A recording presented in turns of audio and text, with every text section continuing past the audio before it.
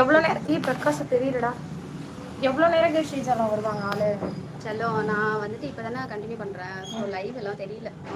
ஒரு நிமிஷம் ஆகும். ஒரு நிமிஷம் ஃபஸ்ட்டு வரேங்க இந்த வருவாங்க. சாயந்தரம் டைமில் வருவாங்க சார். இன்னும் 5 மணிக்கு மேலே போட்டிங்கன்னு வச்சுக்கோ. அப்போ நிறைய பேர் வருவாங்க. ஓகேவா செல்லம்? எப்படி செல்லம்? ஓகேவா? ஓகே.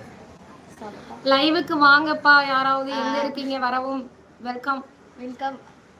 அதுக்கு தான் கவியை கூட்டு வந்து இப்போ உட்கார வச்சிருக்கேன். லைவ்ல யாரும் வரல. வண்டியை உடச்சு காலி பண்ணிடுவேன். ஐயோ சீக்கிரம் வந்துருங்க. வந்தாச்சு.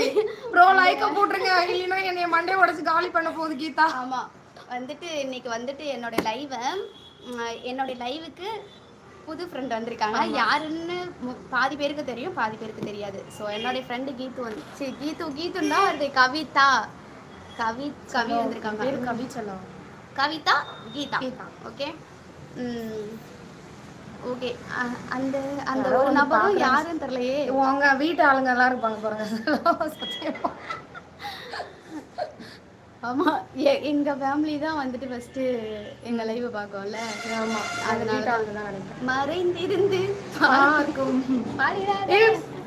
நீதான் பண்ண படாது லைவுக்கு இப்ப ஒரு ஆள் நாங்க வந்து வரைச்சலாம்.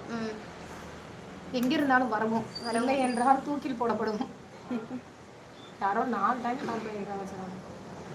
ஸோ இங்க இருந்தாலும் எல்லாரும் செல்வா தான் அடிச்சிருக்காங்க. ஏன் கலவைக்குள்ள